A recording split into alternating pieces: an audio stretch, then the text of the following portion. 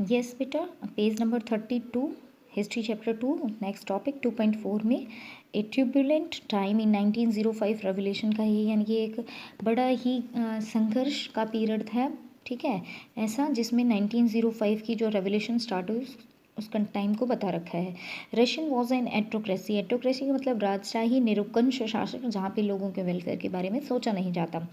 Unlike other European rulers, even at the beginning of the 20th century the tsar was not subject to parliament, यानी कि even दूसरे rulers की तरह, ठीक है, 20th सेंचुरीज़ में जो जार का रूल था वहाँ पे पार्लियामेंट्री नहीं हुआ था, वहाँ पर अभी भी एट्रोक्रेसी रूल था। नाउ यहाँ पे देखिए, liberals in Russia campaigning to end this state of affairs. तो यहाँ पे ये बता रखा है कि लिबरल्स जितने भी उदारवादी थे रशिया में, उन्होंने कैंपेनिंग चलाई किसका, एंड करने के लिए एट्रोसिटीज़ का, मोनार्ची सिस्टम का, ठीक है। उसके आगे कहता है together with social Democrats and social revolutionaries they worked with patients and worker during the revolution of the 1905 and demand of the constitutions.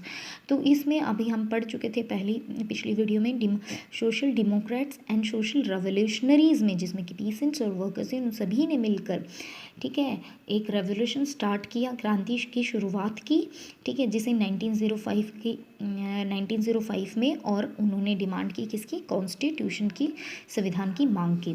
They was support in the empire and by nationalist in Poland for intense and in Muslim dominated area of Jadidists who wanted modernize Islam to lead their society. तो उनको support मिला कि जो nationalist थे, ठीक है, राष्ट्रवादी थे जो पोलैंड के, उनका, प्लस उदारवादी जो मुस्लिम होते हैं, न्यू सोच के होते हैं, मॉडर्नाइज्ड होते हैं इस्लाम, जिनको ज़दीदिस्त कहा गया था, उन लोगों का भी सपोर्ट मिला for what, to establish the constitutions. The year 1904 a particularly bad one of the Russian workers. तो 1904 जो ईयर रहा वो रशियन वर्कर्स के लिए बहुत ज़्यादा बैड रहा था। Price of initial good rose quickly and real wages decline by 20%। तो यहाँ पे जो इनिशियली आवश्यकता की जो चीज़ें थी उनकी कीमत बहुत बढ़ गई, और जो मजदूर के वास्तविक जो मजदूरी थी वो 20% घट गई, ठीक है। The membership of workers association rose dramatically, जो वर्कर्स की एसोसिएशन बनी थी, हम पढ़ चुके थे, बहुत सारे वर्कर्स ने मिलकर बहुत सारी एसोसिएशंस बनाई थी, फाइनेंशियली सेटअप किए गए थे, ठीक है। उसमें जो मेंबरशिप थी जितने भी पीसेंट्स या लेबर्स की, वो बढ़ने लगी। When 4 member of the assembly of the Russian workers, तो ये अंडरलाइन कर लें, वॉज वेरी इंपॉर्टेंट, किसके मेंबर, 4 मेंबर थे किसके, assembly of the Russian workers के, which has been formed in 1904, जो 1904 में बनाई गई थी, ठीक है। वो dismissed at the Putilov iron work, ठीक है। तो 4 मेंबर थे ये जो पिटुलोव आयरन वर्क में काम करते थे, उनको डिसमिस कर दिया गया था, उनको निकाल दिया गया था, ठीक है। There was a call of industrial action, ठीक है। Over the next few days over 10,000 workers in Saint Petersburg went on strike demanding education in working day of 8 hours. पहली डिमांड ये थी। दूसरी, and increase in wages. Third, improvement in working condition. उनको निकालने के बाद 10,000 वर्कर ने Saint Petersburg में क्या कर दी, स्ट्राइक कर दी, हड़ताल कर दी, और उन्होंने डिमांड की कि उनके जो काम के घंटे वो 8 कर दिए जाए, उनकी सैलरी को बढ़ाया जाए, और जहाँ पर वो काम करते हैं वहाँ पर वर्किंग कंडीशन क्या हो, अच्छी होनी चाहिए। When the process positions of worker lead by the father Gapon, important है, याद रखना, reached in the winter palace and attacked by the police and the Cossacks. जब फादर गोपेन के नेतृत्व में बहुत सारे मजदूर मिलकर विंटर पैलेस के सामने जा रहे थे, तो वहाँ पर जब वो पहुँचे तो पुलिस और कॉसिक्स ने क्या कर दिया, उन पर अटैक कर दिया। Over 100 workers were killed and 300 bounded, जिससे 400 लोग मर गए और 300 लोग जख्मी हो गए, घायल हो गए। This incident known as bloody Sunday, इसको क्या हिस्ट्री में क्या नाम दिया गया है, यही घटना क्या कहलाती है, ब्लडी संडे कहते। इट वॉज वेरी इंपॉर्टेंट, इसके रिगार्डिंग क्वेश्चंस आते हैं। Started a series of event that become as a 1905 revolution, और जो 1905 की जो रेवोल्यूशन हुई थी, 1905 की जो क्रांति हुई थी, उसका मेन रीज़न यही था कि इतने लोगों को मार दिया और 300 लोगों को जख्मी कर दिया without any reason. Strike took place all over the country, and diverse universities closed down when students bodies state walk out complaining about the lack of the civil liberties. Lawyer, doctors, engineer and other middle workers established the union and demanding the constitution assembly, जिसकी वजह से बहुत सारे students ने university में छोड़ दिया, university जाना छोड़ दिया, वहाँ पे ताले लगा दिए गए और वहाँ पे उन्होंने नागरिक अधिकारों की डिमांड की। और लॉयर्स और डॉक्टर्स, इंजीनियर्स जो मिडिल क्लास के थे उन्होंने यूनियन बनाया और संविधान सभा की मांग की। ठीक है। And next, during 1905 the czar allowed the creation of the elected consultative parliament और डूमा, यानी कि ज़ार रशिया में जो पार्लियामेंट बनी उसको क्या कहा जाता है, डूमा। इससे क्वेश्चन ज़रूर आते हैं, इट वॉज वेरी इंपॉर्टेंट। तो ज़ार ने 1905 में क्या की, अपनी एक कंसल्ट यानी कि सलाहकार संसद समिति बनाई जिसे ड्यूमा कहा गया था। For a while during the revolution the existing a large number of trade union and factory community made by the factory workers.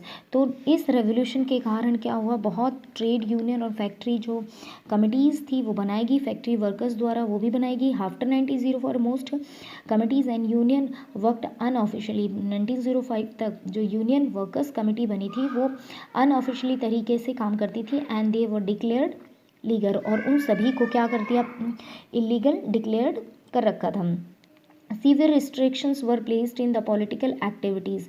ठीक है, जो भी पॉलिटिकल एक्टिविटीज़ पर विशेष तरह के प्रतिबंध थे। The tsar dismiss the first Duma within 75। Tsar ने क्या कर दिया, जो फर्स्ट ड्यूमा बनाई थी उसको 17, इंपॉर्टेंट है बेटा, ड्यूमा यानी कि जो कंसल्टिव सलाहकार थे 75 में उसको डिसमिस कर दिया and reelected second Duma वो with 3 months.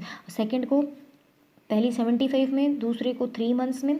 He did not want any questioning of his authority and any reduction of power. तो ही डिड, उसे किसी भी प्रकार के मतलब कोई भी क्वेश्चन पूछने नहीं था और व्यक्तियों की जो उसकी जो शक्ति थी उसको भी कम करने का कोई चारा नहीं था, यानी कि कुछ ऑप्शन नहीं था। He changed the voting laws, उसने वोटिंग लॉज में भी चेंजेस किया and pack the third Duma, फिर उसने थर्ड ड्यूमा बनाई विद कंजर्वेटिव पॉलिटिशियंस, किससे मिलकर, कंजर्वेटिव रूढ़िवादी राजनीतियों से, जो हिस्ट्री को बदलना ही नहीं चाहते उनसे। Liberal and revolutionaries were kept out, और उसके अंदर से जो लिबरल्स थे, उदारवादी थे, उन लोगों को बाहर कर दिया। ठीक है। In the first world war was Russian empire. तो फर्स्ट वर्ल्ड वॉर की शुरुआत हुई थी 1914 से 1918 के बीच। तो यहाँ पे कि फर्स्ट वर्ल्ड वॉर कैसे स्टार्ट हुआ ना, was broken out between 2 European alliances. 1914 में जो यूरोप वॉर था वो 2 अलायंसेस, 2 संगठनों के बीच हुआ। First was that Germany, Austria and Turkey. आप इसको याद कर सकते हो गैट की तरह, जैसे हो गया G for Germany, A for Austria, T for Turkey, central power. और सेकंड वन है फ्रांस, ब्रिटेन एंड रशिया। तो आप इसको ऐसे भी याद कर सकते हो, बर्फी ब्रैफ करके भी याद कर सकते हो, ब्रिटेन, रशिया एंड फ्रांस। ठीक है। लिटरली इटली और रोमानिया भी। Each country has a global empire, हर किसी का अपना एक वैश्विक एम्पायर था।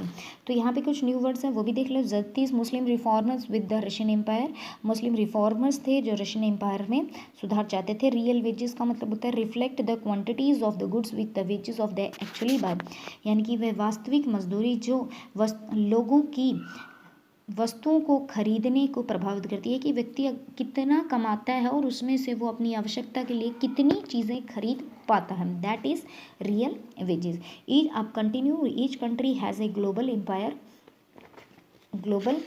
Empire and war fought outside Europe as well as in Europe. ठीक है। तो ये जो ग्लोबल है, वैश्विक स्तर पर लड़ी गई थी, केवल यूरोप नहीं, यूरोप से बाहर भी। And this was the first world war in Russia. The was initially popular and become rallied out czar Nicholas second. तो रशियन जो था वो जो लड़ाई थी ज़ार निकोलस में वो काफ़ी प्रसिद्ध हुई, क्योंकि उस समय उसे क्या मिला, लोगों का सपोर्ट भी मिला। As the war continue through the tsar refuse to consult the main parties of Duma. जैसे ये लगातार युद्ध आगे बढ़ता रहा तो ज़ार ने अपने ड्यूमा से कंसल्ट करना, यानी कि वो पार्लियामेंट्री जो एडवाइज़र्स थे उनसे कंसल्ट करना बंद कर दिया। एंड स्पोर्ट वॉर थीम, जिससे लोगों का समर्थन भी कम मिलने लग गया। Anti German sentiments run away, लोगों के अंदर, रशिया के अंदर जर्मनी विरोधी भावनाएं बहुत ज़्यादा बढ़ने पड़ी, और जिसके कारण ये भी इम्पोर्टेंट है, सेंट पीटर्सबर्ग एक जर्मन नेम था, जो सेंट पीटर्सबर्ग का नाम चेंज करके क्या कर दिया, पेट्रोगाद कर दिया। और जरीना एलेक्जेंड्रा जर्मन, ठीक है, जो क्या थी, ज़ार निकोलस की वाइफ थी, ठीक है, वो जर्मन से बिलोंग करती थी, और उसका एक पुअर एडवाइज़र था, इंपॉर्टेंट है, मॉन्क, ठीक है, जो साधु था जिसका नाम था रासपुतीन। वो एक बैड एडवाइज़र था, जिसके कारण जो ज़ार था उसकी जो एट्रोक्रेसी थी वो अनपॉपुलर हो गई, उसकी राजशाही अलोकप्रिय हो गई लोगों के बीच। The first war of 18 front and differentiated from the western front, जो फर्स्ट वर्ल्ड वॉर के कारण जो पूर्वी और पश्चिमी मोर्चे की जो लड़ाइयाँ थी वो अलग अलग से हो रही थी। द वेस्टर्न आर्मीज जो लड़ रही थी वो ईस्टर्न फ्रांस से, ठीक है, east in the western armies fought from the trenches, खाइयों में से लड़ रही थी पूर्वी दिशा से। इन ईस्टर्न आर्मी, जो ईस्टर्न आर्मी थी उसे काफ़ी आगे तक क्या है, सफलता मिल चुकी थी, आगे बढ़ चुकी थी, लेकिन उसमें बहुत ज़्यादा कैजुअलिटीज़ भी हुई थी, डिफीट वर, और जिसके कारण बहुत सारे लोग मारे भी जा चुके थे, और अचानक उसकी क्या हो गई, हार होनी शुरू हो गई, जिससे लोग क्या हो गए, डिमोरलाइज्ड हो गए, मनोबल उनका टूट गया। Russian आर्मीज lost badly in German and Australia between 1914 and 1916, और 1914 से 1916 के बीच जर्मनी और रशिया को काफ़ी हार का सामना करना पड़ा था और काफ़ी नुकसान हुआ था। There are 7 million casualties of 1917 तक 7 मिलियन यानी कि 70 लाख लोग मारे जा चुके थे फालतू में ही ऐसे ही। As the treated the Russian army destroyed the crops and building to prevent the enemies building able to leave land the destruction crops and building 3 million refugees in Russia. The situation discredited the government of Tsar soldiers did not wish to fight such a war, और जिसके कारण जब Russian army को पीछे लौटना पड़ा तो उन्होंने क्या, रास्ते में जितने भी क्रॉप्स, फसलें थी, बिल्डिंग थी, उन सभी को तोड़ दिया, क्योंकि वहाँ उसके आने वाली जो आर्मी आगे से आ रही थी, उसके दुश्मन, वह उस जगह पर किसी भी बिल्डिंग या क्रॉप का यूज़ ना कर पाए। इस डिस्ट्रक्शंस के कारण रशिया में 3 मिलियंस लोग यानी कि 30 लाख लोग क्या बन गए, रिफ्यूजीज़ बन गए, अपने ही देश में रिफ्यूजीज़ बन गए, और इसके कारण सरकार और ज़ार बड़े ही अलोकप्रिय हो गए, और वहाँ पर जो सोल्जर्स थे वो युद्ध करना नहीं चाहते थे। ठीक है, तो यहाँ पे पिक्चर भी दे रखी है, Russian soldiers during the first world war. The imperial Russian army came to be known as, जो इम्पीरियल राजशाही जो रशियन आर्मी थी उसको क्या कहा जाता है, Russian steam roller. It was the large arm foam in the world, जो संसार में सबसे ज़्यादा बड़ी है। When it is army shifted it loyalty and began supporting the revolutionary tsar powered collapse, और जब इन्हें का विश्वास टूट गया, ठीक है, इनका ज़ार से जब विश्वास टूट गया तो इनकी जो ज़ार की शक्तियाँ थी वो क्या होगी, कम हो गई। आगे continue, your last paragraph was that, ठीक है। और रशिया में क्या हो गया, उनकी इंडस्ट्रीज़ पर बैड इफ़ेक्ट पड़ा, और वहाँ पर बहुत सारी जो इंडस्ट्रीज़ थी, ओन इंडस्ट्रीज़ वर, क्योंकि जो खुद की इंडस्ट्रीज वो तो बहुत कम थी, और जो बाहर से cut off the other supplies of industries good by German control Baltic sea, और बाहर से जो बाल्टिक सी से जो सप्लाई होती थी रशिया पर, उस पर जर्मन का कंट्रोल हो गया था, जर्मन कंट्रोल हो गया था बाल्टिक सी पर। इंडस्ट्रियल इक्विपमेंट यानी कि जो इंडस्ट्रीज़ के इक्विपमेंट थे वो भी ख़त्म होने शुरू हो गए। 1916 तक रेलवे लाइंस भी ब्रेक डाउन होने लगी, टूटने लग गई, ठीक है। और जो एबल थे, जो लोग हेल्थी थे, जो युद्ध लड़ सकते थे, उनको युद्ध के लिए भेज दिया जाता था रशिया में, और इस तरह वहाँ पर मज़दूरों की यानी कि फैक्ट्रियों में क्राफ्टमैन और लेबर्स की कमी हो गई, छोटी छोटी वर्कशॉप्स भी बंद होने लग गई, समाप्त या ठप होने लग गई। लार्ज सप्लाईज ऑफ ग्रेन्स, और बहुत सारा अनाज बॉर्डर पे लड़ रहे सैनिकों के लिए भेज दिया जाता था, जिस कारण शहरों के अंदर ब्रेड या आटे की कमी हो गई है। और सर्दियों में in winter 1960 riots at bread shops were common, और शहरों में 1916 में सर्दियों में काफ़ी दंगे होते थे ब्रेड शॉप पे।